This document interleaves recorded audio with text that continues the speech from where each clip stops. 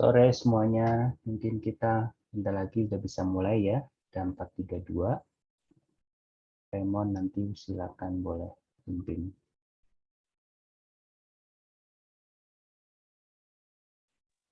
Oke, halo semuanya, selamat hari Sabtu.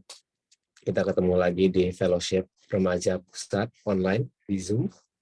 Sebelum kita memulai ibadah kita, sebelum kita mulai fellowship kita, ayo dong semua teman-teman yang hadir boleh buka kameranya supaya kita sama-sama bisa fokus, bisa mendengarkan firman Tuhan dengan baik, dan nggak kegoda-goda. Oke, boleh tolong nyalakan kameranya.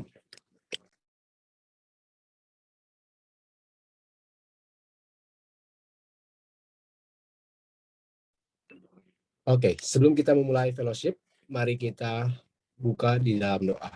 Mari kita bisa ke dalam doa. Bapak, kami mengucap syukur atas pemeliharaan-Mu selama 2 minggu sebelum ini ya Tuhan. Kami bersyukur kami telah melewati banyak hal Tuhan, banyak hal yang bisa kami syukuri, banyak hal yang telah kami lakukan dan kami butuh pengampunan-Mu ya Tuhan. Kami juga bersyukur atas kesempatan pada sore hari ini Tuhan, kami bisa berkumpul Tuhan, walaupun hanya melalui Zoom Tuhan, untuk melaksanakan fellowship ya Tuhan. Kiranya Tuhan kami dapat memanfaatkan kesempatan ini dengan baik Tuhan. Kiranya Tuhan kami juga punya hati yang mau fokus Tuhan, hati yang mau taat, hati yang mau dengar-dengaran akan firman-Mu ya Tuhan.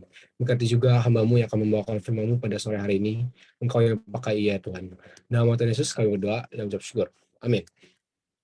Oke, mari kita menyanyikan lagu kita yang pertama, Kemuliaan dan Hormat.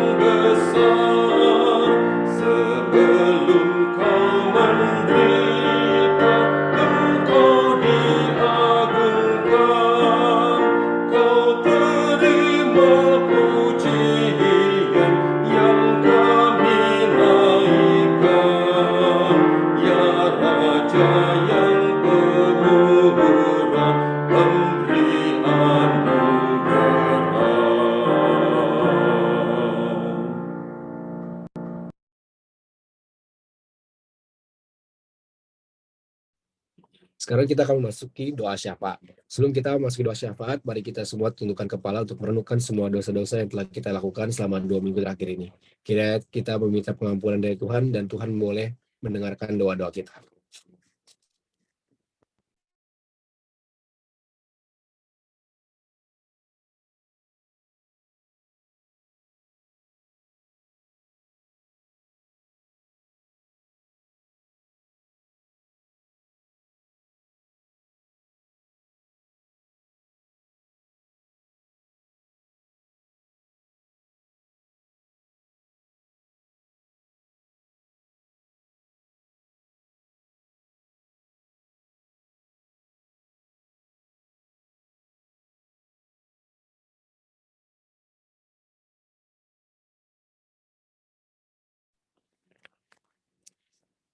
Untuk pokok doa yang pertama, mari kita berdoa untuk situasi di dunia ini yang agak mengkhawatirkan, terjadi perang, terjadi pandemi yang masih berlangsung. Kiranya kita sebagai manusia yang sama sekali tidak berdaya, kita minta petunjuk dan pertolongan Tuhan. Kiranya Tuhan boleh mengambil tindakan atas segala yang terjadi di dunia ini, dan kita tetap bisa percaya dan berpegang kepada Tuhan. Mari kita bersatu dalam doa.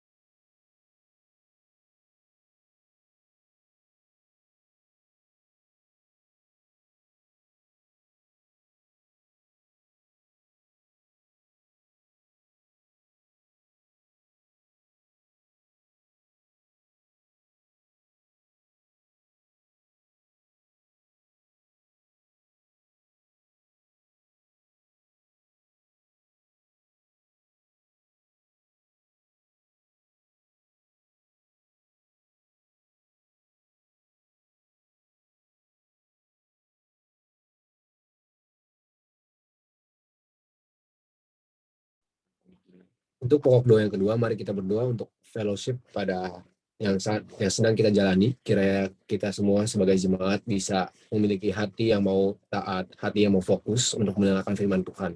Kita juga berdoa untuk Ko William yang akan membawakan firman pada hari ini. Kiranya Tuhan boleh pakai agar Ko William bisa menyampaikan apa yang Tuhan ingin sampaikan kepada kita semua. Mari kita berdoa.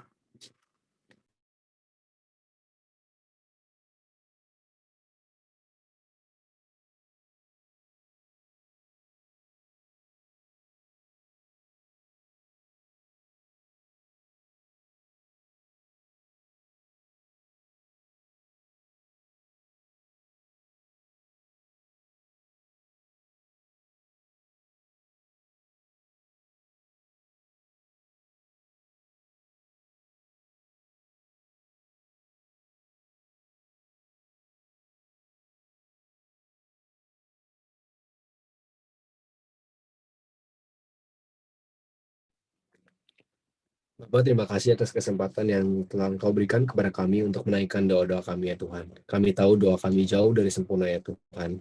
Dan doa kami Tuhan masih penuh dan cacat dan salah. Namun kiranya Tuhan boleh berkenan untuk mendengar doa-doa kami ya Tuhan dan menjawabnya sesuai dengan kehendak waktu saja. Dan kiranya Tuhan kami boleh menikmati waktu berdoa Tuhan. Kami semakin rajin berdoa, semakin tekun berdoa. Karena kami tahu ketika kami berdoa, kami sedang menjalin hubungan dengan Engkau ya Tuhan.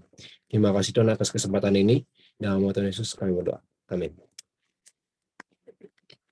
Sebelum kita masuk kepada pemberitaan firman Tuhan, mari kita menyanyikan lagu yang pertama, Kemuliaan dan Hormat sekali lagi.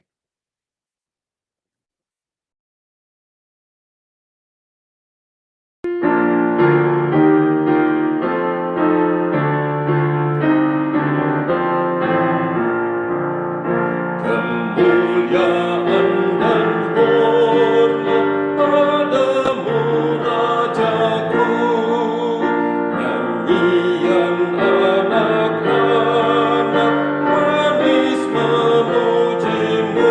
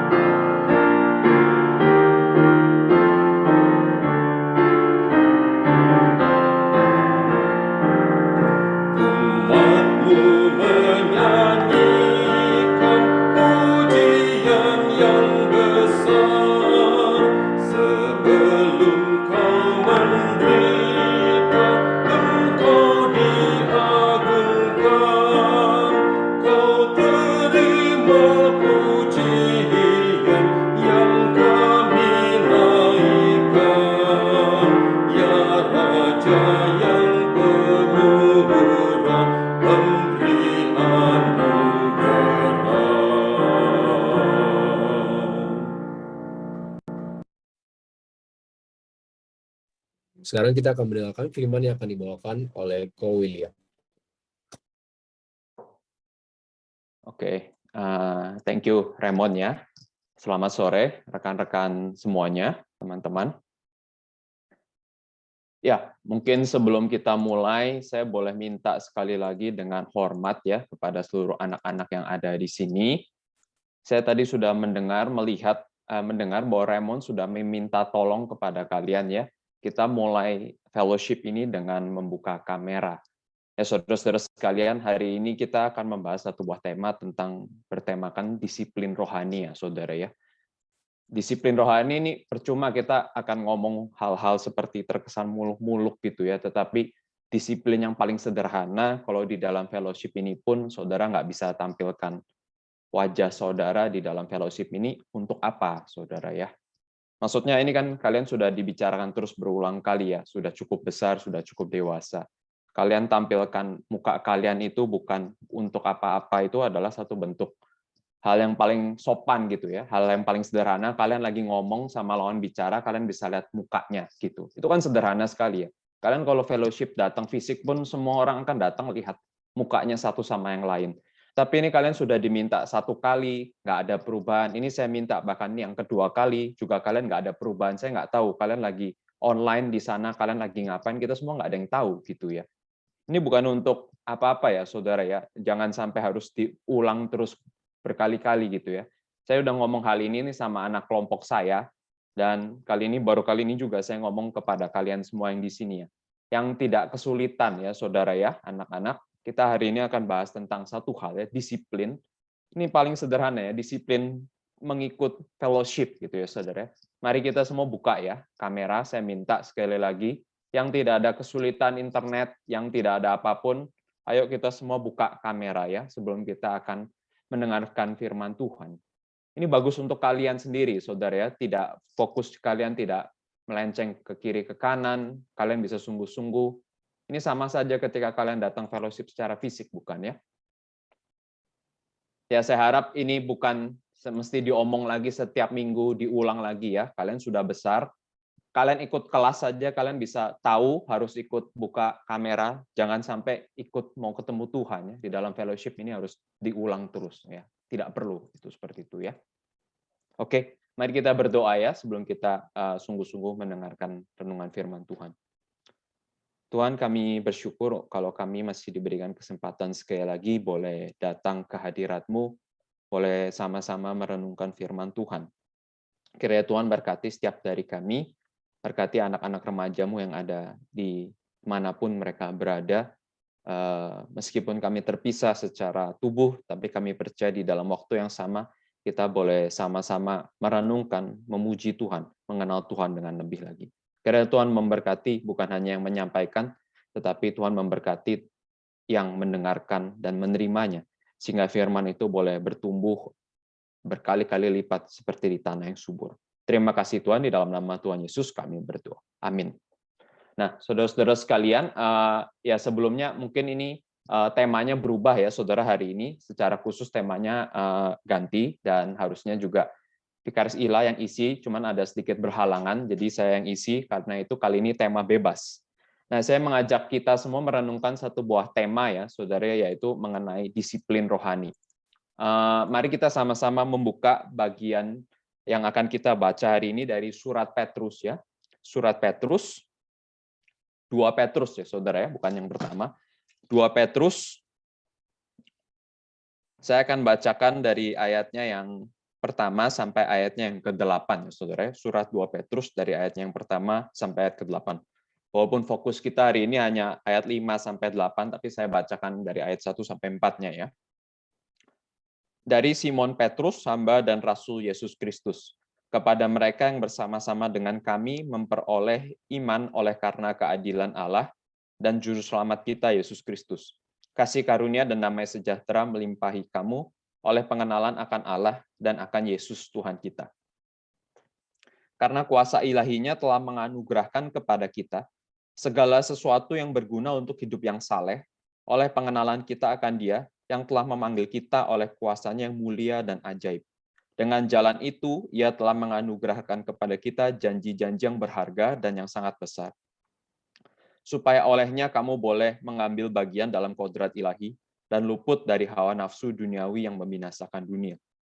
Kita perhatikannya mulai dari ayatnya yang kelima ya. Justru karena itu kamu harus dengan sungguh-sungguh berusaha untuk menambahkan kepada imanmu kebajikan, dan kepada kebajikan pengetahuan, dan kepada pengetahuan penguasaan diri, kepada penguasaan diri ketekunan, dan kepada ketekunan kesalehan. Dan kepada kesalehan kasih akan saudara-saudara, dan kepada kasih akan saudara-saudara kasih akan semua orang. Sebab apabila semuanya itu ada padamu dengan berlimpah-limpah, kamu akan dibuatnya menjadi giat dan berhasil dalam pengenalanmu akan Yesus Kristus Tuhan kita. Nah, saudara-saudara sekalian, seperti dari kalimat WA yang saya sudah sebar gitu ya, saudara ya. Kita tahu ya, diajarkan di dalam kekristenan, kita itu diselamatkan oleh karena iman ya, saudara. Kita percaya Tuhan Yesus Kristus, kita sungguh-sungguh percaya kepada Dia, kita akan diterima olehnya. Bukan karena perbuatan baik kita, bukan karena kebolehan kita dan sebagainya. Kita tahu semua doktrin itu justification by faith, ya, diselamatkan karena anugerah. Tetapi kenapa di dalam Alkitab ini tuh banyak ayat-ayat ya, saudara, yang seolah-olah ada tambahannya gitu ya, saudara. Ayat kelima ini dikatakannya, karena itu kamu harus dengan sungguh-sungguh berusaha untuk menambahkan kepada imanmu, ya. Seolah-olah imannya itu kayak nggak cukup gitu ya, saudara. Tambahkan kepada iman kebajikan, pengetahuan, penguasaan diri, ketekunan, kesalehan. Apakah ini mereka sedang mengajarkan hal-hal yang lain? Enggak ya, saudara. Ya. Bukan berarti ini mau mengajarkan di sini keselamatan tuh harus ada yang ditambahkan lebih daripada iman. Bukan, tentu maksudnya bukan semuanya itu. Tetapi mungkin kalau saudara baca ya di dalam salah satu kutipan yang di dalam kalimat brosurnya itu ada kan ya. Martin Luther pernah mengatakan gitu, good works ya, do not make a good man. Sebuah perbuatan yang baik tidak membuat seseorang itu menjadi seseorang yang baik, menjadi manusia yang baik. Tetapi orang yang baik ya, good man ya, itu selalu mengerjakan pekerjaan yang baik. Always does a good works. Yang ini saya pikir bisa diterapkan di dalam kehidupan kita juga ya. Seseorang yang punya kehidupan rohani yang baik. Hari ini kita ngomong tentang spiritualitas ya, spiritual disiplin, spiritualitas kehidupan rohani. Kehidupan rohani yang baik itu pasti ada menjalankan disiplin rohani. Nah, sebelum kita hari ini masuk ke dalam disiplin rohani gitu ya. Mungkin hari ini kita akan berikan definisi dulu gitu awalnya. Apa sih maksudnya kehidupan rohani? Bagaimana kita menilai seseorang itu punya seorang yang rohaninya baik gitu ya. Bagaimana kamu tahu kalau orang ini, oh ya dia orang rohani yang baik, orang ini orang rohaninya enggak gitu ya. Apakah dinilai dari mana? Apakah karena dia membaca Alkitab setiap hari? Apakah karena dia setiap hari berdoa? Apakah karena setiap minggu dia pergi ke gereja? Nah, tentunya saudara, tentunya bukan berarti kalau orang yang nggak melakukan ini kehidupannya nggak rohani, tetapi orang yang melakukan ini, orang yang kehidupan rohaninya baik ya saudara, tidak hanya melakukan ini saja, bahkan melakukan yang lebih dari itu. Karena itu apa ya saudara? Apa ya kehidupan rohani seseorang gitu ya? Mungkin yang paling gampang ya saudara definisinya. Apa itu kehidupan rohani, kehidupan spiritualitas seseorang itu paling digambarkan dengan jelas di dalam sebuah lagu anak-anak gitu ya saudara ya, teman-temannya. Jalan serta Yesus ya. Jalan serta Yesus. Nah, jalan serta Yesus, saudara. Kehidupan rohani, seberapa dalam, seberapa orang itu mengenal Tuhan, yang kehidupan rohaninya baik. Itu adalah orang yang benar-benar setiap hari berjalan dengan Tuhan Yesus. Yang benar-benar memiliki hubungan pribadi yang dekat dengan Tuhan. Seberapa sering saudara ikut Tuhan Yesus ya, seberapa dekat saudara dengan Tuhan Yesus. Itu yang melambangkan kehidupan rohani. Karena itu saudara tidak heran zaman dahulu itu ya, yang namanya murid ya, seorang murid berguru kepada seorang guru ya. Murid-murid Tuhan Yesus punya murid 12, dia berguru kepada Tuhan Yesus, apa yang mereka lakukan saudara? Guru dan murid itu relasinya bukan di ruangan kelas ya, bukan di zaman kita sekarang ya.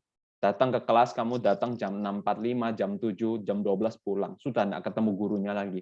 Ketemu guru hanya di ruang kelas. Dan itu pun gurunya bermacam-macam, jadi nggak satu guru doang, bisa satu hari 5 guru, 6 guru gitu ya. Tetapi zaman dulu, saudara, yang namanya relasi murid dan guru ya, itu murid tinggal bareng gurunya. 12 murid ini sama-sama ikut Tuhan, kemanapun mereka pergi. Dan ini bukan hal yang aneh, karena di zaman dahulu, zaman-zaman sebelumnya kita tahu orang-orang seperti Plato, mau belajar sama gurunya Sokrates, dia ikut gurunya kemanapun pergi gitu ya. Mau gurunya lagi ngajar, mau gurunya lagi istirahat, murid tuh selalu bersama dengan dia. Dan murid-murid Tuhan Yesus mengalami yang sama kan, 3 tahun, siang malam, bangun tidur sampai tidur lagi ya, dari hari pagi sampai hari gelap, setiap hari ikut Tuhan. Dan itulah yang namanya mengikut Yesus setiap hari ya. Jadi seorang murid yang belajar kepada gurunya itu ya, bukan sekedar pengalaman apa ya saudara, bukan sekedar knowledge transfer ya, bukan sekedar oh gurunya ajarkan ini, makanya kamu murid terima apa yang guru ajarkan, enggak. Seorang guru yang mengajarkan murid itu mengajarkan seluruh kehidupannya, teladannya, apa yang dia lakukan sehari-hari, apa yang dilakukan ketika dia sendiri. Dan ini zaman sekarang orang nggak suka ya, nggak ada pemuritan model kayak begini. Ya karena apa, saudara? Mungkin kehidupan pribadi kita nggak sebagus itu. Mungkin kehidupan kita yang sungguh-sungguh lagi males-males, lagi santai, kita nggak pengen itu dilihat orang. Karena itu kita nggak bisa jadi guru yang baik. Ya. Guru yang baik zaman dulu itu bahkan memberikan seluruh hidupnya ya, pagi sampai siang gurunya. Dan kalian tahu cerita yang paling terkenal dulu ya, waktu Konfusius mati itu ya, Kongfucu itu mati. Murid-muridnya itu menangisi makamnya Konfusius itu berapa hari? Puluhan hari, saudara, 30 hari. Mereka tidak mau lepas daripada gurunya, dan bahkan akhirnya ketika mereka berkumpul, daripada terus nangis, mereka akhirnya menuliskan apa saja yang sudah diajarkan oleh gurunya. Inilah kehidupan harusnya relasi yang sesungguhnya seorang murid dan guru.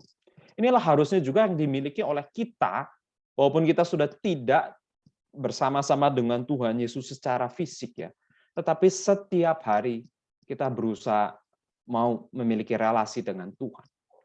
Karena itu kehidupan rohani, yang namanya perjalanan kehidupan rohani, yang namanya spiritualitas, itu kaya sekali, banyak sekali aspeknya ya saudara.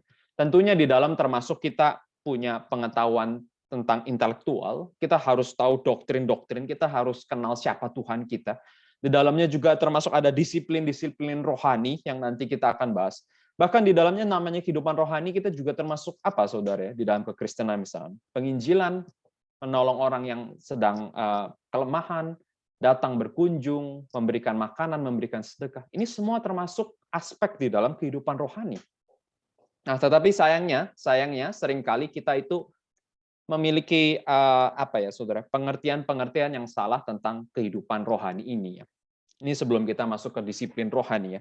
Yang pertama nih, salah satu yang salah di dalam pengertian kita tentang seseorang yang punya rohani yang baik.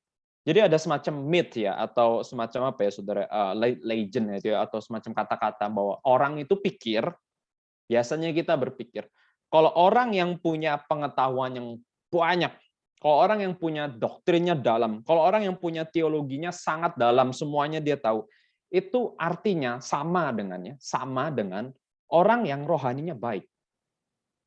Orang yang tahu doktrin, tahu predestinasi, tahu segala konsili-konsili, tahu tentang Tritunggal, tahu semuanya dari A sampai Z, itu artinya sama dengan orang yang punya relasi dengan Tuhan yang dalam.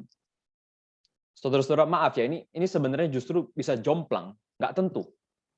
Orang yang punya pengetahuan yang mendalam, artinya dia adalah seorang yang punya relasi atau kehidupan rohani yang baik, itu nggak tentu. Nggak tentu. Karena apa? Karena banyak ya saudara, banyak kasus bahkan di dalam Alkitab ya, terutama dari antara murid-murid Tuhan Yesus sendiri. Sudah tinggal sama Tuhan Yesus selama 3,5 tahun. Sudah tinggal ikut terus sama Tuhan Yesus ya. Tetapi sampai akhir pun murid-muridnya pun masih ada yang nggak mengerti kepada bagaimana pemikiran Tuhan Yesus yang sesungguhnya. Saya kasih contoh. Petrus. Pemimpin dari 12 rasul ya saudara, pemimpin daripada para rasul-rasul, orang yang nanti setelah tidak ada Tuhan Yesus dia yang menjadi pemimpin pertama. Tetapi Petrus pun berulang kali dicatat gagal ya, atau salah mengenal Tuhan Yesus. Dia mengatakan bahwa Yesus adalah Mesias, dia adalah anak Allah yang hidup. Tetapi setelah dia katakan bahwa Tuhan Yesus adalah Mesias, Tuhan Yesus katakan lanjutnya bahwa dia harus mati, dia harus menderita, maka Petrus tarik Tuhan Yesus ya. Tuhan tidak boleh seperti itu. Kamu Mesias, kamu tidak boleh menderita. Kamu yang akan menyelamatkan bangsa Israel. Tetapi akhirnya Tuhan Yesus, apa yang Tuhan Yesus katakan, diusir ya, dihardik ya. Pergilah setan, jangan kau menghalangiku. Petrus nggak mengerti. Ucapannya sih benar, saudara. Dia itu Mesias, tetapi dia nggak mengerti bahwa Tuhan Yesus itu adalah Mesias yang harus menderita. Bahkan nanti setelah akhirnya Tuhan Yesus mati dan bangkit, kita tahu Petrus itu menjadi pemimpin yang luar biasa ya. Di dalam Kisah Para Rasul pasal 2 misalkan ketika Petrus itu berkhotbah hari Pentakosta, ribuan orang bertobat.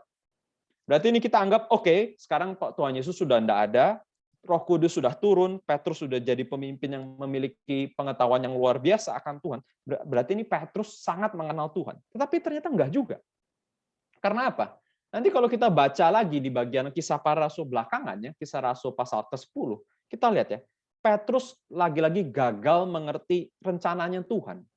Di dalam apa?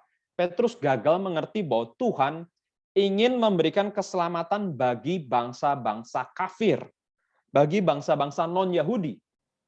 Petrus itu disuruh pergi ke rumah Kornelius ya, ke rumah orang yang bukan bangsa Yahudi. Jadi dia harus orang Yahudi makan sama orang-orang non-Yahudi. Ya ini terlarang, enggak boleh ya. Dan jadi dia tuh sulit ya. Petrus sulit. Bolehkah aku datang? Dia bergumul sampai Tuhan harus kasih mimpi 3 kali gitu ya. Mimpi dari atas tuh ada hewan-hewan yang tidak yang haram yang turun sampai 3 kali sampai dia baru sadar, oh Tuhan itu ingin menyelamatkan bangsa-bangsa non-Yahudi. Bangsa non-Yahudi itu termasuk kita, saudara, hari ini. Yang hari ini kita semua tidak jadi Jewish, tidak jadi Yahudi.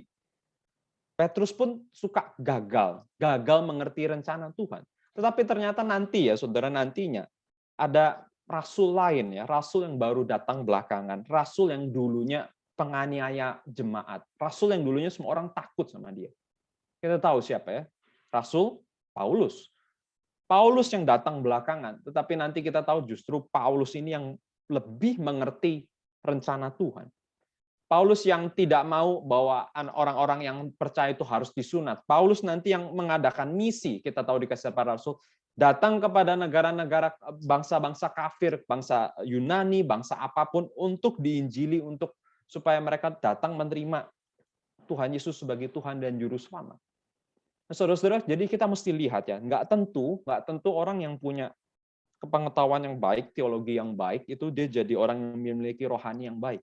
Nah, saya kasih contoh ya, saudara. Saya kasih contoh. Kita tahu di dalam kehidupan sehari-hari gitu ya. Biasanya kita tahu ada banyak hamba Tuhan, pendeta. Mungkin kita pikir orang hamba Tuhan, pendeta, mungkin itu seseorang yang memiliki kehidupan rohani yang baik. Belum tentu, saudara.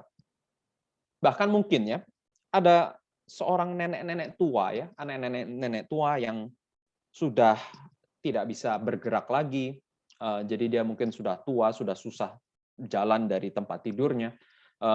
Nenek ini seringkali hanya bisa tidur di rumahnya gitu ya. Lalu ketika suatu hari nanti ada hamba Tuhan atau pengurus gereja yang mengunjungi nenek tua ini gitu ya. Nah, setiap kali nenek tua ini dikunjungi gitu ya, maka nenek tua ini akan minta either sebuah nama atau sebuah foto kalau ada. Untuk apa, saudara? Untuk ditaruh, digantung-gantung di sekitar tempat tidurnya. Setiap hari, siapapun yang datang gitu. Dia akan minta nama, dia akan minta dikenalkan seseorang, dia akan minta itu digantung di sekitar tempat tidurnya. Untuk apa? Walaupun nenek ini sudah tidak bisa berjalan, ya, walaupun nenek ini sudah mungkin tidak bisa melayani Tuhan, ketemu orang berkhotbah, tapi dikatakan dia akan mendoakan setiap orang. Nenek ini pendoa syafaat, saudara. Nenek ini seorang yang berdoa setiap hari. Ada orang-orang yang sedang kesusahan, membutuhkan bantuan, nenek ini setiap hari ya akan ada list nama gitu, list nama, list foto, apapun yang dia bisa lihat, dia bisa baca, dia akan doakan terus orang tersebut. Ya mungkin saudara, mungkin nenek ini jauh jauh mengenal Tuhan, mungkin jauh lebih mendalam, memiliki kehidupan relasi spiritual yang sangat baik. Ya mungkin nenek ini nggak bisa menjelaskan apa itu predestinasi, apa itu eskatologi, apa itu Tritunggal sebagus seorang pendeta atau hamba Tuhan yang setelah studi. Tapi saya percaya, mungkin nenek ini adalah seorang yang disebutnya raksasa rohani. Mungkin banyak orang bertobat karena doa nenek ini. Mungkin banyak hamba-hamba Tuhan juga yang dibangkitkan karena doa nenek ini. Nah, saudara-saudara, jadi sekali lagi ya, seseorang dengan pengetahuan yang baik belum tentu dia memiliki seorang kehidupan rohani yang baik. Ini ada satu lagi kisah ya, saudara. Jadi seorang mahasiswa praktek teologi. Ini bukan di sekolah kita sih, saya cuma dapat dengarnya, dapat gosipnya, dapat ceritanya aja gitu ya, saudara. Jadi seorang mahasiswa kan biasanya kalau seperti saya dulu sekolah itu kan akan ditaruh dipraktekkan di satu buah gereja gitu ya, saudara. Satu buah gereja dia akan melayani di sana, entah ngajar sekolah minggu, entah apapun gitu ya. Sedang praktek weekend di sebuah gereja gitu ya, mahasiswa teologi.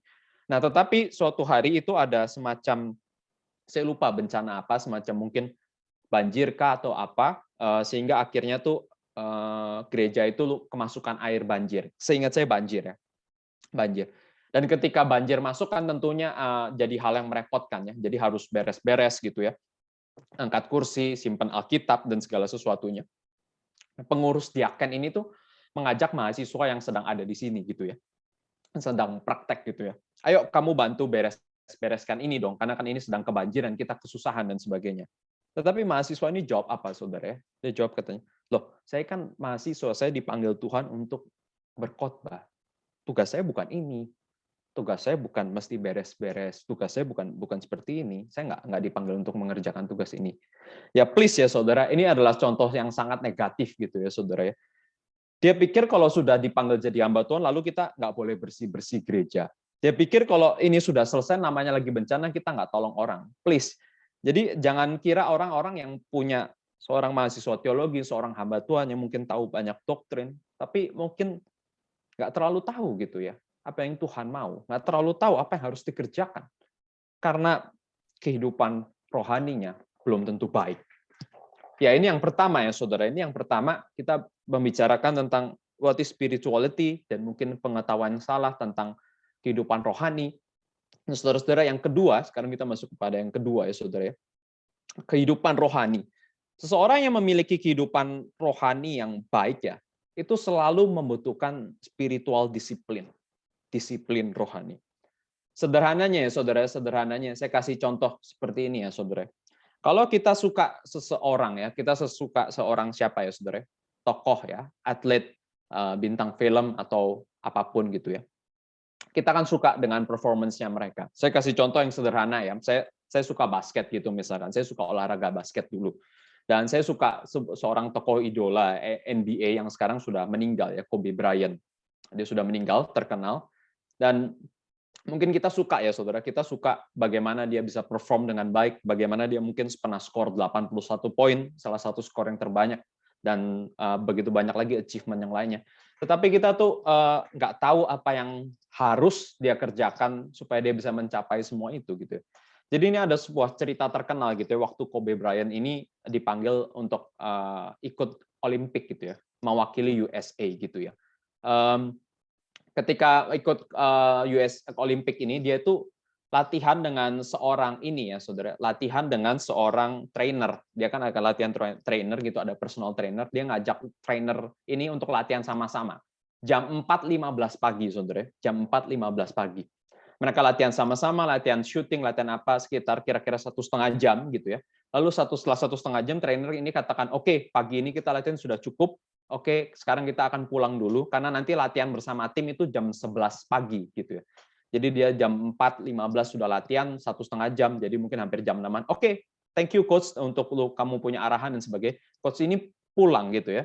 Dan dia tertidur, terlalu lelah, bangun terlalu pagi gitu ya. Lalu jam 11 pagi dia datang lagi bersama seluruh tim. Nanti dia sapa Kobe Bryant lagi gitu. Kobe, thank you ya, thank you for kita punya hard work, kita punya kerja latihan tadi pagi. Oh ya, thank you. Terus si trainer ini tanya ya, kamu kapan selesai tadi pagi? When did you finish gitu ya? Maksudmu apa? Kamu kapan selesai yang training tadi pagi? Oh, baru aja. Ini saya langsung lanjut lagi. Maksudnya tuh Kobe Bryant nggak balik gitu, saudara. Dari jam 4.15 sampai jam 11 tuh dia nggak balik. Dia langsung latihan lagi, langsung latihan sama training rame-rame sampai malam dia tanding, dia latihan terus gitu ya. Orang yang seperti ini gitu ya, sampai Kobe Bryant itu terkenal gitu ya, punya disebutnya Mamba mentality gitu ya. Di dalam kerja keras, jangan ada yang bisa kalahkan dia. Dia seorang atlet yang paling bekerja keras. Nah, saudara-saudara, seringkali ya, saudara ya, kita itu suka luarnya ya, saudara ya. Kita tuh suka performance di luarnya. Kita suka atletnya. Kita suka artisnya, saudara. Kita suka artis Koreanya. Kita suka atletnya. Tetapi kita nggak pernah mau lihat yang di belakangnya itu ya. Bagaimana mereka perform setinggi itu tuh, latihannya, disiplinnya, nggak tidurnya. Itu kita nggak perhatikan. Padahal untuk hal yang umum ya, saudara, untuk hal yang biasa ya, seorang atlet ingin performance dengan baik, perlu latihan. Seorang artis, seorang K-pop idola ya, saudara tahu kan, anak-anak yang mau jadi boy band atau girl band, dari umur SD mungkin sudah dikontrak. Setiap hari latihan nyanyi, latihan dance itu, pagi sampai malam. Mereka sehari hanya boleh makan ya, saudara ya, itu 300 kalori. Cuma boleh makan 1 pisang, mungkin cuma boleh makan 1 sendok sereal susu. Habis itu mereka seharian nggak makan supaya mereka bisa berat badan ideal, entah 40 something atau berapa. Kurus setengah mati, mereka latihan sebegitu berat. Nah, saudara, tetapi di dalam hal rohani ini kita nggak pernah ada hal-hal begini. Kita anggap dengan latihan sedikit, kita anggap dengan saat teduh 5 menit, lalu kita anggap kita setiap hari ini kita adalah seorang yang rohaninya baik. Jangan mimpi, saudara. Kalau di dalam hal-hal yang biasa saja, kita nggak bisa mempertahankan disiplin untuk bisa sukses ya, sukses di dalam bidang masing-masing. Sama halnya di dalam hal rohani. Ini common sense, saudara. Ini hal yang sederhana. Di dalam hal rohani, apa yang saudara kejar, apa yang saudara disiplinkan, apa yang saudara tuntut di dalam kehidupan rohani saudara. Nanti mungkin saudara tak bisa tanya. Saudara tuntut begitu tinggi kalau saudara mau jadi dokter. Saudara tuntut diri begitu tinggi kalau saudara mau jadi arsitek, boleh kerja sampai malam. Bagaimana saudara menuntut diri tinggi untuk kehidupan rohani saudara? Dan saya katakan ini bukan karena apa ya, saudara? Bukan karena saya juga orang yang punya disiplin rohani tinggi, tetapi Tuhan kita sendiri ya, Yesus Kristus itu berdisiplin rohani. Saya akan buktikan ya, saya akan kasih contohnya. Tuhan Yesus ya, dari lahir, saudara ya, dia tuh lahir memilih keluarga yang biasa saja, bukan keluarga yang luar biasa ya. Hanya keluarga yang miskin tinggal di Nazaret ya, saudara ya. Di dalam satu masa di dalam hidupnya, saudara, berarti dia keluarga sederhana ya. Dia nggak pernah datang dengan kenikmatan, kemewahan. Dia keluarga sederhana, bahkan mungkin cenderung keluarga miskin. Yusufnya tukang kayu dan sebagainya. Waktu dia umur 12 tahun ya, Lukas itu kan mencatat dia itu semakin lama bertumbuh di dalam wisdom, bijaksana. Dia bertumbuh sama seperti manusia pada umumnya karena dia kan 100% manusia. Tetapi pada waktu dia kira-kira umur 12 tahun kan kita tahu ada cerita ini ya, saudara ya. Dia pergi ke bait Allah. Dan orang tuanya bingung kehilangan dia, nggak ada WA zaman itu, susah cari, pos anak hilang pun susah gitu ya. Ternyata dia ketemu Tuhan Yesus sedang di dalam bait Allah. Apa yang dia lakukan?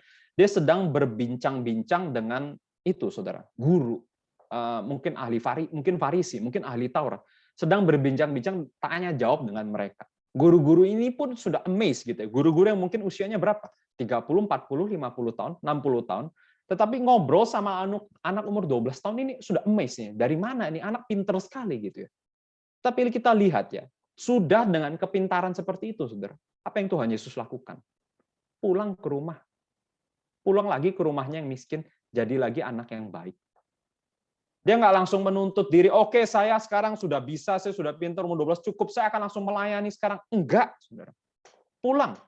Pulang jadi seorang kakak yang baik, mungkin jadi anak-anak yang tetap bantu orang tua, mungkin orang tuanya nggak lebih pintar daripada dia pengetahuan teologi, tapi dia pulang di dalam seluruh kehidupannya nanti, saudara, kita tahu di dalam pelayanannya berapa banyak saudara melihat, terutama kalau saudara baca di dalam Injil Lukas ya, berapa banyak Tuhan Yesus itu solitude, berapa banyak itu Tuhan Yesus itu berpuasa. Berapa banyak Tuhan Yesus itu bangun pagi-pagi hari untuk mencari Tuhan. Nah, sebenarnya disiplin rohani ini salah satunya itu adalah solitude ya. Solitude itu namanya bukan hanya berdiam diri atau menenangkan diri, tapi benar-benar mencari waktu sendiri, bahkan tidak bising, tidak apapun, mencari waktu untuk bertemu dengan Tuhan. Pendeta Ivan pernah bahas ini di hari Minggu ya, itu satu hal yang sangat luar biasa, sangat baik sekali, membuat saya ingin membahas spiritual disiplin ini, dan Tuhan Yesus melakukan itu. Saudara sering baca kan, ketika 5.000 orang sudah datang, Tuhan ini loh, semuanya mau disembuhkan. Ini kan pelayanan, ini semuanya mau disembuhkan, datang kepada engkau. Tapi Tuhan Yesus katakan enggak ya. kita sudah saatnya pergi ke kota lain. Bahkan, oke, muridnya kamu nyebrang dulu ke sana, saya malam-malam akan pergi dulu ke taman, naik gunung, saya akan menyendiri, saya akan berdoa. Nah, saudara-saudara, Tuhan kita ya, Yesus Kristus itu sekalipun membutuhkan disiplin rohani, kalau kita bisa katakan dalam hal ini. Untuk menyendiri, mencari waktu dengan Tuhan, untuk sungguh-sungguh boleh berdialog, memelihara kehidupan rohaninya. Apa yang kita sudah lakukan? Nah, sekarang saudara-saudara ya, kita masuk di dalam bentuknya seperti apa? Apa itu disiplin-disiplin rohani gitu ya? Di dalam disiplin rohani ya, saudara, itu disiplin yang paling sederhana tentu kan kita sudah tahu itu adalah membaca Alkitab, atau di dalam bahasa Latinnya itu Lectio Divina ya. Tetapi ya saudara ya, membaca Alkitab di sini tuh bukan seperti yang mungkin yang selama ini kita sudah sering lakukan gitu ya, baca 5 menit atau saudara baca satu buah renungan 1 halaman langsung selesai gitu ya. Amin. Kalau bisa secepat mungkin, bukan gitu ya saudara. Ini ada sikap khususnya. Benar-benar sikap di mana kita mau datang kepada Tuhan, mau benar-benar baca, merenungkan, mendapat apa yang kita baca, lalu kita kontemplasi ya, berpikir, kita berdoa, dan kita datang kepada Tuhan. Nah, karena itu saudara, pertama-tama bahkan sebelum ini ya saudara, sebelum memulai pembacaan, mungkin saudara bisa memulai dengan ini ya saudara, datang itu dengan hati yang hancur. Persiapan ini ya, persiapan bahkan sebelum memulai membaca Alkitab kita ya. Itu datang dengan rendah hati saudara, datang dengan hati yang hancur, bukan datang dengan kesombongannya. Sekali lagi ya, kalau kita baca, kita datang, ayat ini kita sudah tahu, kita sudah baca berkali-kali, datang dengan sikap seperti itu ya, saudara mungkin nggak akan dapat berkat. Tapi ketika saudara datang ya, sungguh-sungguh ya, meskipun cerita ini sudah berkali-kali saudara baca gitu ya, tapi saudara sungguh-sungguh datang, Tuhan kiranya hari ini apa yang saya baca di sini kiranya Tuhan benar-benar memberikan kepada kita. Itu beda ya saudara. Itu beda. Seseorang ya, Musa itu dikatakan orang yang paling lembut hatinya, lembut. Lembut itu saya pikir itu bersangkut paut dengan kerendahan hati ya, sungguh-sungguh ya, menerima. Karena di dalam kasus Musa dan Miriam dan Harun itu, Musa itu ya saudara, difitnah. Sudah nikah sama perempuan yang hitam, sebenarnya isunya bukan itu gitu ya, isunya adalah kenapa kamu toh yang memimpin, kami ini kakak-kakaknya lebih cocok, kami lebih tua, kami lebih kenal Tuhan terlebih dahulu, Tuhan juga pakai kami kok, kenapa kami tidak bisa jadi pemimpin seperti itu juga? Begitu tidak ada itu ya saudara, tidak ada humility, tidak ada kelembutan, ya yang ada jadi pride. Kalau sudah jadi pride, ya seringkali kita menjadi salah ya, menjadi salah. Tuhan akhirnya menghukum Miriam dan Harun. Kita datang dengan kerendahan hati ya saudara, datang kerendahan hati, minta Tuhan tolong memberikan kejelasan di dalam pembacaan Alkitab ini. Yang kedua saudara, kita juga mesti percaya ya, percaya bahwa apa yang dituliskan Alkitab ini benar-benar ada dan sungguh-sungguh terjadi gitu ya. Saudara-saudara bisa katakan saudara setiap hari baca Alkitab sampai A sampai Z berulang-ulang kali, tetapi saudara nggak pernah benar-benar percaya kalau cerita itu cerita yang nyata. Tuh cerita itu ada cerita yang pengaruh dengan saudara. Enggak lah, ini cuma dongeng saja sudah 2000 tahun yang lalu. Saudara-saudara, tapi kalau saudara baca Alkitab ya, sambil saudara menganggap bahwa ini adalah cerita yang sungguh-sungguh dari Tuhan, itu beda saudara. Beda. Ini saya kasih contoh ya, saya kasih contoh sedikit saja gitu ya saudara ya. Cerita Abraham lah, cerita yang kita sudah tahu. Dikatakannya Abraham tuh umur 99 tahun, umur sudah tua dan nggak punya anak. Ini kita cuma baca satu kalimat gini ya, nggak punya anak 99 tahun. Saudara, saya ini ya di dalam pernikahan tuh saya cukup lama dapat anak gitu ya saudara ya. Nggak langsung setelah nikah tuh punya anak gitu. Akhirnya setelah tahun ketiga itu anak baru lahir. Itu saya nunggu 2 tahun ya. Nunggu 2 tahun itu sudah pergumulan. Orang-orang sudah tanya setiap kali ketemu ya, sudah nikah tahun berapa gitu ya? Sudah punya anak belum? Oh belum. Oh kenapa? Dijaga, nggak dijaga. Oh nggak dijaga, kok belum punya anak? Ya susah, memang nggak tahu, belum dikasih. Ini 2 tahun pernikahan saudara, belum lama. Tapi Abraham, bayangkan ya, 99 tahun nggak punya anak. Sudah berapa malu itu dia ditanyain, sudah sampai kebal, sudah sampai orang sudah nggak peduli lagi tanya. Ya cerita ini cerita di dalam Alkitab ya saudara. Makanya Abraham tuh sampai dikatakan bapak orang beriman, ya mungkin real saudara, sungguh-sungguh. Hal yang sederhana. Saudara tuh mesti melihat cerita Alkitab tuh ya, seperti apa ya? Seperti kalau saudara ada di posisi mereka. Seberapa sulit kita misalkan di dalam kisah Daud gitu ya, yang sudah kita sharing berkali-kali. Seberapa sulit pergumulan Daud ketika dia dikejar-kejar Saul.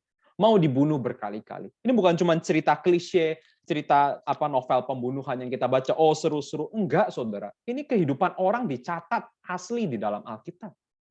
Seberapa harusnya kita bergumul ketika kita membaca itu, kita merasakan hal itu. Kalau kita, ya saudara, kita memperlakukan Alkitab itu cuma serangkaian doktrin, kita ini cuma sebagai satu ajaran, kita cuma bukan melihat Alkitab ini sebagai satu perjalanan hidup ya saudara, lama-lama ya saudara, Alkitab ini bisa jadi dingin.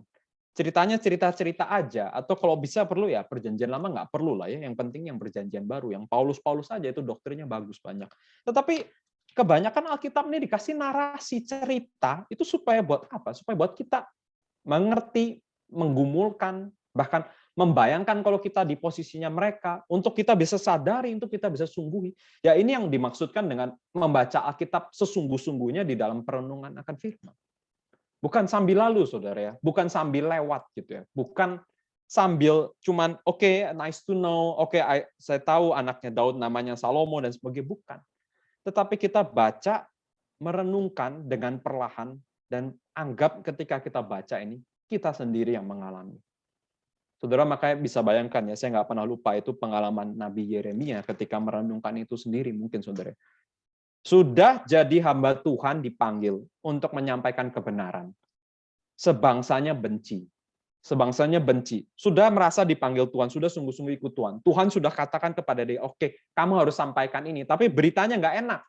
Beritanya itu, ya bangsamu akan hancur. Kalau kamu nggak bertobat, bangsamu tuh akan dibinasakan. Semua orang nggak percaya, ya nggak percayalah.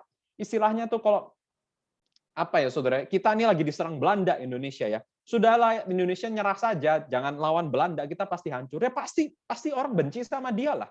Ya kenapa? Kamu nggak nasionalis, kamu nggak bela negara kamu. Tetapi itu yang Tuhan titipkan kepada dia. Betapa berat pergumulan seorang Nabi Yeremia. Ya saudara, kalau kita merenungkan begini, ya kita baru sadar ya, seberapa hebat, seberapa pergumulan berat yang mereka harus alami, saudara. Dan ini yang diharapkan ya saudara, diharapkan di dalam tradisi yang disebut Lectio Divina ini, membaca ya. Maka itu di dalam Yohanes pasal 8 kan dikatakan ya saudara, Yohanes pasal 8. Saya akan bacakan kepada saudara ya, Yohanes pasal ke-8 ya saudara ya. Jikalau kamu tetap di dalam firman-Ku, 8 ayat 31, kamu benar-benar adalah murid-Ku, dan kamu akan mengetahui kebenaran, dan kebenaran itu akan memerdekakan kamu. Inggrisnya lebih bagus ya, saudara. If you dwell in my word, tinggal benar-benar di dalam perkataanmu. Maka itu di dalam ini ya, saudara, di dalam tradisi ini itu setidaknya ada 4 step. Yang pertama itu read ya, benar-benar membaca. Membaca dengan perlahan satu bagian firman Tuhan yang hari ini benar-benar saudara baca. Lalu yang kedua itu ada reflect ya, meditasio. Jadi ada 4 R, saudara. Yang pertama read, yang kedua reflect. Itu reflect itu memeditasikan, benar-benar dipikirkan lagi, benar-benar merenungkannya lagi ya, saudara ya. Bagaimana menjadi orang ini, apa yang Allah katakan, apa yang saudara bisa pelajari tentang diri saudara, tentang dosa, tentang Tuhan. Lalu diikuti dengan yang ketiga adalah berdoa ya. Berespon dengan berdoa. Setiap kita membaca, merenungkan, kita meresponinya ini dengan berdoa kepada Tuhan. Lalu terakhir, di bagian terakhir itu adalah rest, bagian contemplation-nya. Benar-benar kita sudah merenungkan dan kita coba jalankan. Ya, saudara-saudara, di dalam step ini saya memang nggak terlalu jabarkan terlalu terlalu spesifik mesti step 1, step 2, step 3, step 4. Tetapi yang penting saudara, saya pikir ya, sikap hati. Saudara mau sungguh-sungguh hari ini datang kepada Tuhan, datang dengan kerendahan hati, saudara bacalah. Bukan mesti di dalam setiap step gitu ya saudara. Bahkan style orang tuh beda-beda. Tetapi kalau saudara baca yang benar-benar baca. Bukan baca yang sambil laut. Baca bagian itu bahkan berulang kali. Apa yang saudara bisa pelajari? Apa yang saudara bisa syukuri? Apa dosa-dosa yang mungkin bisa saudara hindari dari pembacaan yang hari ini saudara baca. Dan setelah itu ya saudara merenungkan, saudara mendoakan, dan saudara coba jalankan. Ini salah satu disiplin yang saya pikir sangat-sangat baik. Saudara membaca Alkitab. Ini adalah disiplin rohani yang salah satu bentuknya. Disiplin rohani yang lain, saudara. Tadi kita sudah bahas. Mungkin di dalam kehidupan Tuhan Yesus yang sudah sendiri Tuhan Yesus lakukan. Berdoa, menyendiri, berpuasa, atau yang dalam yang ketiga itu adalah solitude, ya, menyendiri. Tetapi hari ini mungkin saya nggak terlalu bahas solitude, sudah banyak dibahas oleh Pendeta Ivan. Mungkin saya bahas sedikit tentang fasting, ya, berpuasa. Yang jelas yang pertama ya saudara mesti bedakan berpuasa ini jangan disamakan dengan saudara nanti mau intermittent fasting atau saudara fasting nggak makan nasi sekaligus diet. Tentu ini bukan poinnya itu ya saudara puasa supaya dapat kesehatan dan sebagainya. Itu boleh, itu semua saudara boleh lakukan. Tetapi di sini berpuasa yang sungguh-sungguh di mana saudara ingin mencari kehendak Tuhan. Sedang di dalam kebutuhan yang sulit, sedang benar-benar ingin sungguh-sungguh tahu arahan Tuhan. Tuhan Yesus sendiri berpuasa kan?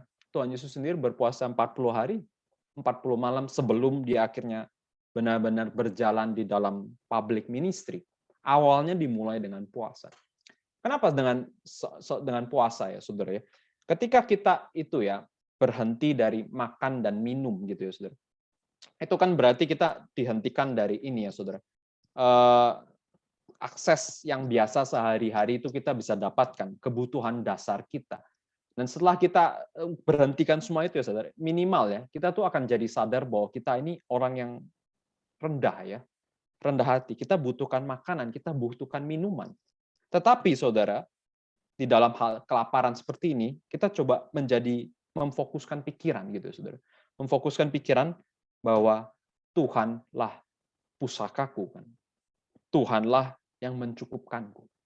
Saudara, saya tahu fasting ini nggak mudah ya, saudara. Bukan berarti ini sangat mudah dilakukan. Saya sendiri pernah mencoba melakukan gitu ya, saudara. Ujung-ujungnya itu bukan bisa merenungkan dengan baik, jadi malah kacau gitu ya, saudara. Ingatnya tuh makanan-makanan, minuman, jadi malah nggak bisa fokus gitu ya, saudara. Saya juga pernah gagal. Saya tahu bukan hal yang mudah. Tetapi saudara mesti ingat ya, bangsa Israel itu lagi-lagi ya, 40 tahun dilatih di padang gurun, nggak ada. Sudah bukan cuma puasa makanannya itu cuma roti satu jenis, tidak ada pandangan yang enak dilihat, semuanya padang pasir, kuning, coklat, matahari, siang malam hanya melakukan itu saja. Untuk apa sih saudara dilatih begitu panjang gitu ya? Karena sudah puluhan tahun, ratus tahun sebelumnya, hidupnya sudah terlalu banyak foya-foya. Sudah terlalu banyak penyembahan berhala, sudah terlalu banyak semuanya yang enak-enak. Ini Tuhan seperti apa ya? Sedang melatih bangsa Israel ya gitu ya. Kamu hanya membutuhkan Tuhanmu di dalam 40 tahun apa ya? Keliling-keliling itu saudara. Itu kan sedang dilatih satu hal. Kamu membutuhkan Tuhanmu. Kamu butuh Tuhanmu di padang gurun yang tidak ada lain yang kamu butuhkan, kamu butuh Tuhanmu. Dilatih seperti itu. Mungkin itu gambaran yang tepat ya saudara. Di dalam fasting ini kita berhenti, kita kan cuma fasting berapa jam ya, 1 hari atau setengah hari. Kita berhenti dari makan, minum, tapi kita sedang berusaha. Kita membutuhkan Tuhan kita. Itu adalah satu hal yang baik dan sangat boleh dilakukan oleh setiap dari kita. Tidak mesti ada momen khusus ya, bulan khusus suci berpuasa, tapi saudara bisa praktekkan.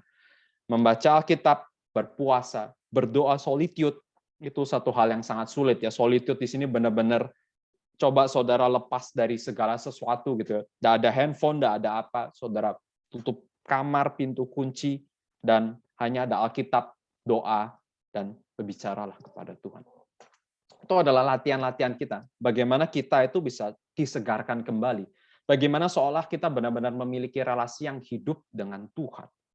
Nah, bagian yang terakhir ya saudara, bagian yang terakhir dari hari ini, kita sudah membahas dari kehidupan rohani, tentang disiplin rohani, dan yang terakhir ya saudara, yang terakhir bagi saya, bagi seseorang yang memiliki kehidupan yang rohani yang baik, seseorang yang memiliki disiplin rohani yang baik, itu tidak mungkin berhenti hanya pada dirinya saja. Karena disiplin itu brings disciples gitu ya. Ini bagus ya saudara, kata-katanya ada sedikit rhyme gitu ya. Disiplin itu membawa disciples. Saudara, ketika saudara ya melakukan disiplin, saudara itu menjadi seorang yang kehidupan rohaninya yang baik. itu saudara tidak mungkin tidak ya. Orang itu akan istilahnya tuh bersinar, saudara ya. Bersinar. Seseorang yang punya kehidupan rohani yang baik itu adalah seseorang yang apa ya, saudara ya, kelihatan gitu dari jauh. Saudara ini tidak dipanggil untuk gimana ya, saudara ya.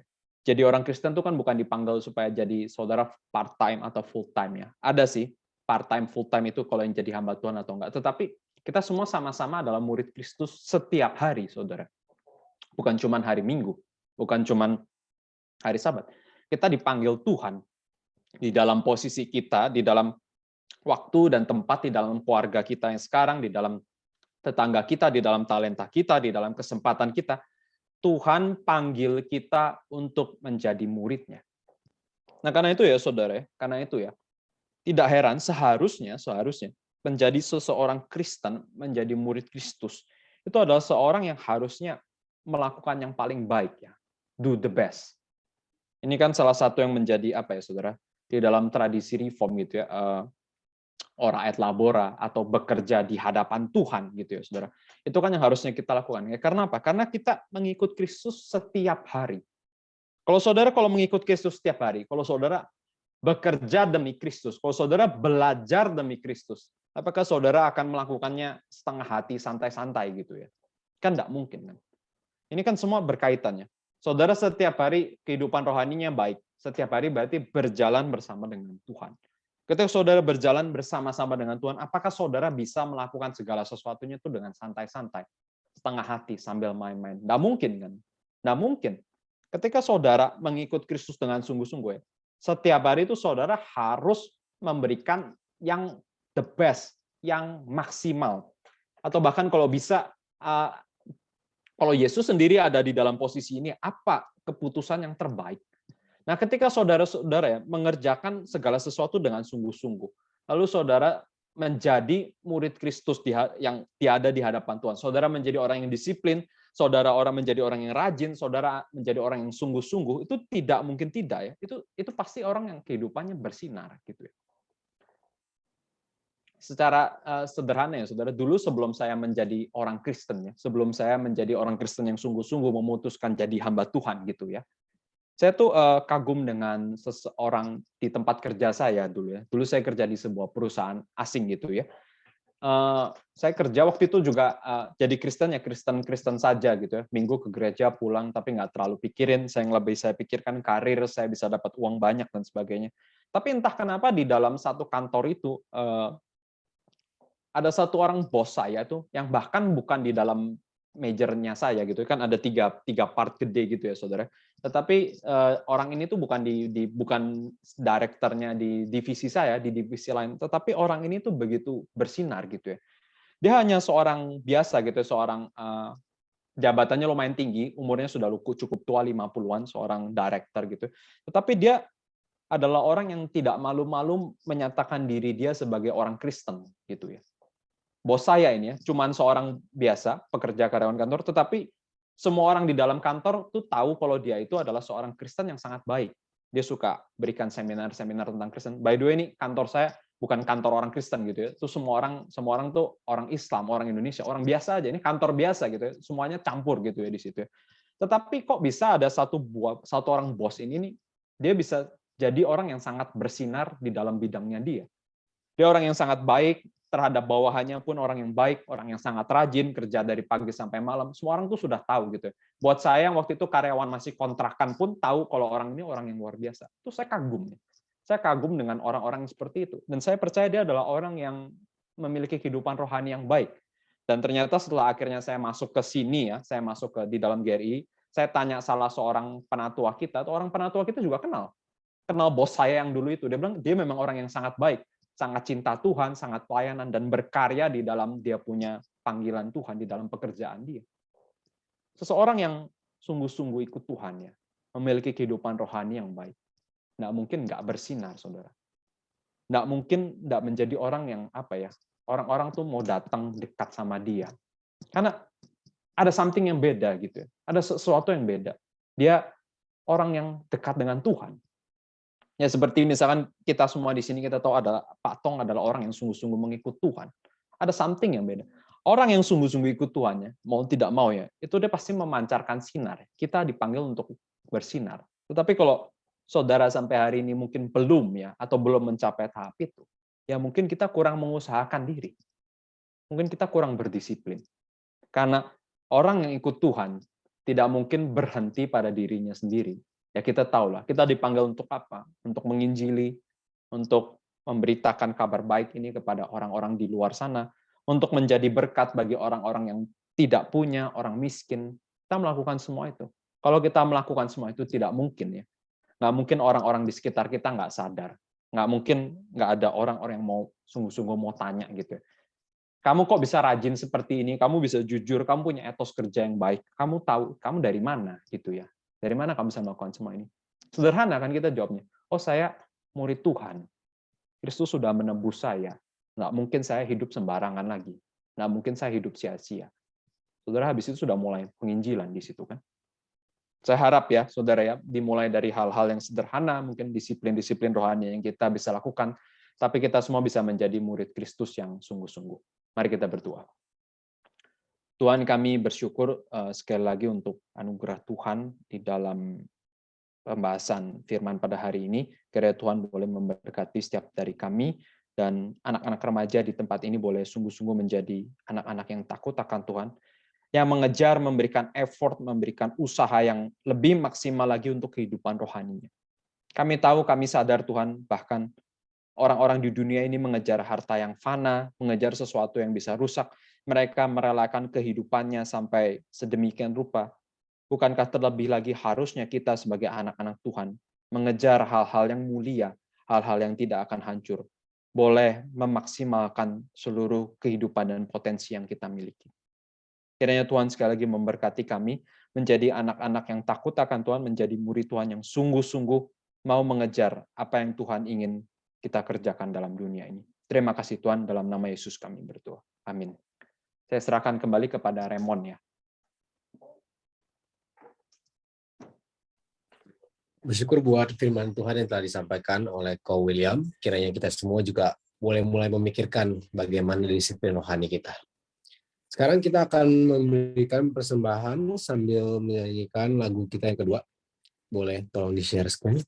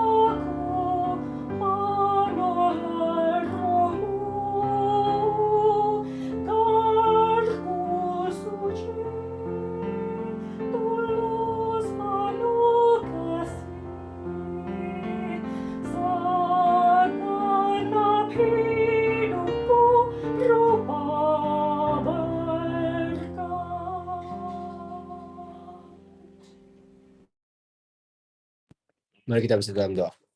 Bapa, kami ucap syukur atas kesempatan untuk memberikan persembahan yang telah Kau berikan kepada kami ya Tuhan.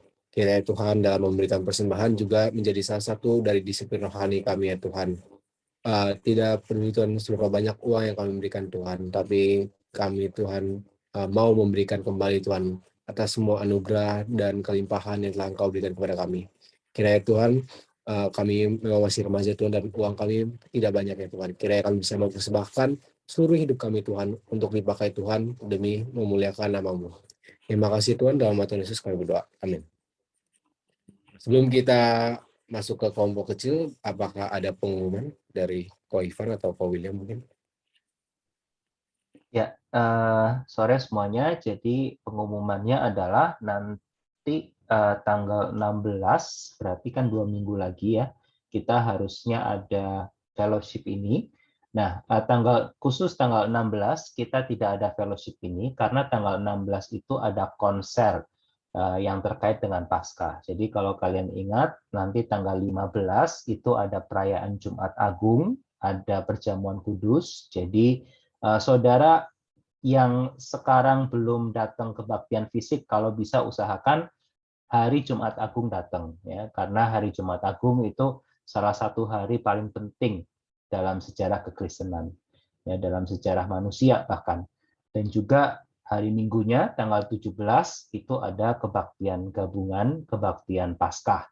Nah, jadi di antara hari Jumat dan hari Minggu itu biarlah kita juga saya nggak mau terlalu legalis lah, tapi kalau tadi Ko William kan bicara soal spiritual disiplin, nah sebetulnya momen Paskah ini sangat baik ya untuk kita lebih reflektif begitu, kita lebih menahan diri atau puasa gadget atau apa, itu momen paling pas itu sebetulnya sekarang menjelang Paskah.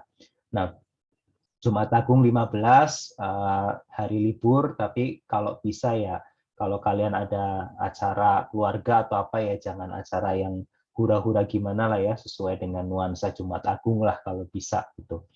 Dan sebelum Paskah ya hari Sabtu itu kan hari di mana waktu itu para murid sebetulnya masih dalam kegalauan ya. Actually tahun lalu kan kita bikin kebaktiannya itu ya tentang hari Sabtu ini. Bagaimana penuh dengan ketidakpastian karena Yesus baru saja mati. Tetapi kita kali ini bisa pakai momen itu untuk ikut konser. Kalau kalian bisa ikut konser, hadiri konser itu dari Messiah. Lalu hari Minggunya itu kita bisa kebaktian Paskah ya dengan nuansa sukacita gitu karena Kristus sudah bangkit. Jadi ini memang sekedar konser, tapi saya rasa ini momen yang bagus untuk kita bisa lebih menghayati Jumat Agung dan Paskah ya intinya gitu. Jadi kalian bisa lakukan itu. Kita tiadakan fellowship karena banyak dari teman-teman di sini akan ikut. Ya kalian yang belum ikut, kalau bisa ikut bagus. Lalu kita akan ada fellowship lagi 2 minggu setelahnya, yaitu tanggal 30. Ya.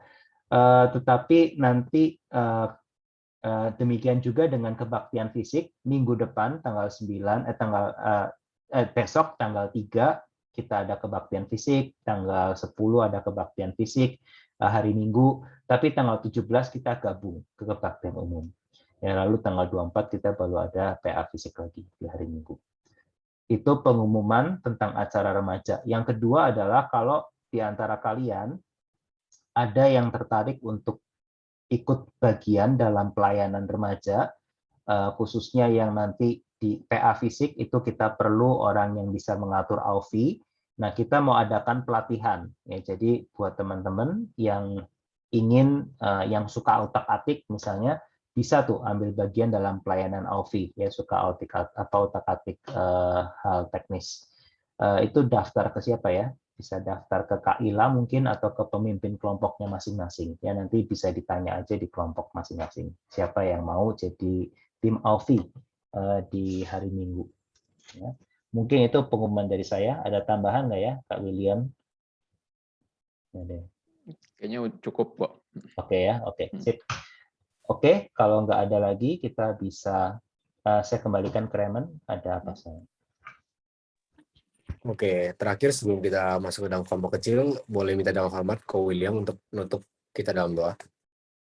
Oke, mari kita berdoa ya. Tuhan, kami bersyukur untuk kami boleh mengakhiri seluruh fellowship ini, dan setelah ini kami akan berdiskusi. Kiranya Tuhan, apa yang sudah disampaikan boleh kami bahas di dalam diskusi, dan kami boleh terapkan di dalam kehidupan atau di dalam kelompok kami masing-masing secara bersama.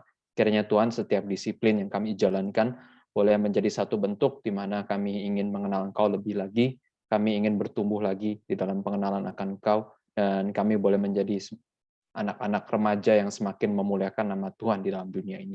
Terima kasih Tuhan, kiranya Tuhan pimpin untuk jam diskusi kami ke depan. Dalam nama Yesus kami berdoa. Amin.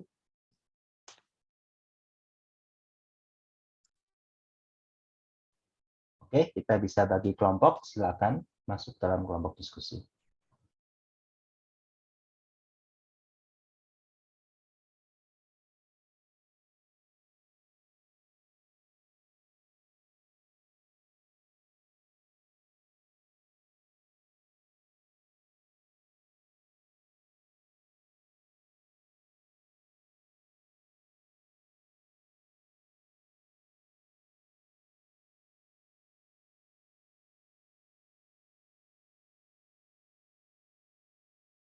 Kayak hari ini aja kemarin aja di kelompok mana ya? Aku lupa. Kemarin Aku Bumi izin ya. di- Hari ini dia ada acara di luar kota, jadi hari ini kita berkelompok apa sih? Sepertinya.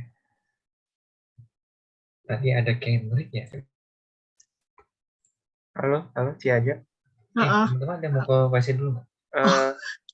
Aku dengernya kayak bingung sampai antrian Di ya. kelompok mana ya? Gue Aku di lupa. ini kelompoknya Laura.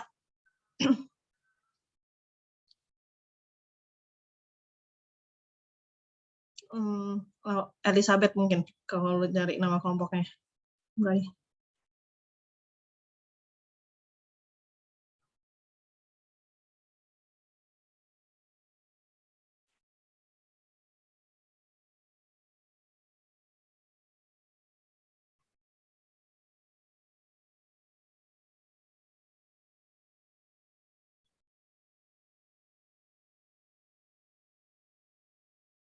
Oke, kalau gitu. Kalau Kogardi, kita langsung mulai aja untuk sesi sharingnya hari ini.